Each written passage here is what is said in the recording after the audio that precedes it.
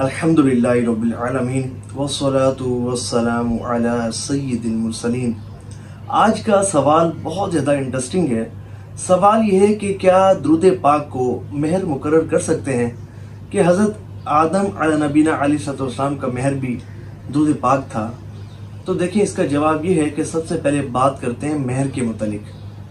देखिए, शरीयत मुताहरा ने औरत का निकाह के वक्त माली एतबार से जो हक मुकर्रर किया है इसे मेहर कहते हैं और इसको शरीयत मुताहरा ने वाजिब करार दिया है।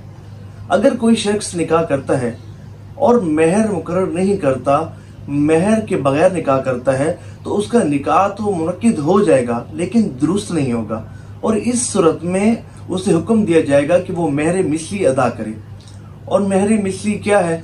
ये वो मेहर है कि जो उस औरत के वालिद के खानदान की तरफ जो औरतों का मेहर मुकर्रर होता है, यानी कि उसकी फूफी का, उसके चाचू की बेटी का, उसके चचा की बेटी का, उसकी खाला की बेटी का, उन जैसी खवातीन का जो मेहर मुकर्रर होता है, तो इस खातून को भी वही मेहर दिया जाएगा।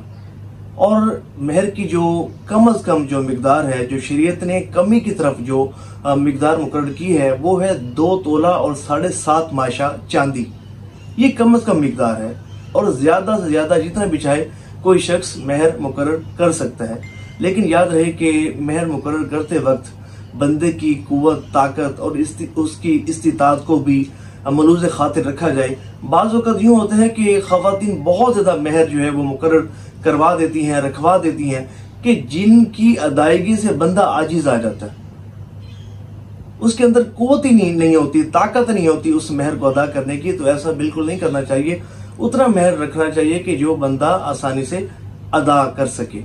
अब सवाल यह होता है कि क्या दुरूद पाक को हम मेहर मुकर्रर कर सकते हैं कि हज़रत आदम अला नबीना अलैहिस्सलाम का मेहर भी दुरूद पाक था कि जब हज़रत हवा रज़ियल्लाहु ताला अन्हा को हज़रत आदम अला नबीना अलैहिस्सलाम की पसली से पैदा किया गया, तो जब हज़रत आदम अला नबीना अलैहिस्सलाम ने हज़रत हवा रज़ियल्लाहु ताला अन्हा को देखा तो रब्बे करीम की बारगाह में अर्ज की, या रब अज़्ज़ वजल, इससे मेरा जोड़ बना दे, या अल्लाह इससे मेरा जोड़ बना दे, इससे मेरा निकाह कर दे। तो अल्लाह तबारक व तआला ने हज़रत आदम अला नबीना अलैहिस्सलाम से इरशाद फरमाया कि तुम फिर इसका मेहर अदा करो। तो उन्होंने पूछा कि मेहर क्या है? तो अल्लाह तबारक व तआला ने फरमाया कि मेरे हबीब लबीब सल्लल्लाहु तआला अलैहि वसल्लम पर 10 मरतबा दुरूद पाक पढ़ो। तो ये मेहर था हज़रत आदम अला नबीना अलैहिस्सलाम का कि आपने 10 मरतबा दुरूद पाक पढ़ा था। अब सवाल कायम ये होता है कि क्या हम भी जो है वो दुरूद पाक को बतौर मेहर मुकर्रर कर सकते हैं? तो देखिए, ऐसा नहीं कर सकते। मेहर के लिए माल मुतकव्विम का होना जरूरी है। ये शर्त है कि जो मेहर है वो माल हो। कुरान करीम की तालीम या दुरूद पाक की कसरत, ये जो है वो मेहर मुकर्रर नहीं किया जा सकता। आपने अभी चंद सालों पहले अल अरबिया नेट पर एक बात सुनी होगी कि एक शोहर ने मेहर अदा किया। कितना मेहर अदा किया? 1 करोड़ मरतबा दुरूद पाक पढ़ा कि उसके ससुर ने तकाजा किया था कि मैं मेहर में कोई सोना चांदी या कोई रकम मुकर्रर नहीं करूंगा, बल्कि तुम्हें 1 करोड़ मरतबा दुरूद पाक पढ़ना होगा। तो उस शख्स ने 1 करोड़ मरतबा दुरूद पाक पढ़कर मेहर अदा किया। तो देखिए, दर हकीकत ये मेहर अदा न हुआ। मेहर के लिए शर्त है, लाजिम है कि वो माल मुतकव्विम हो, वो माल हो। और जो चीज माल ना हो वो मेहर मुकर्रर नहीं हो सकता।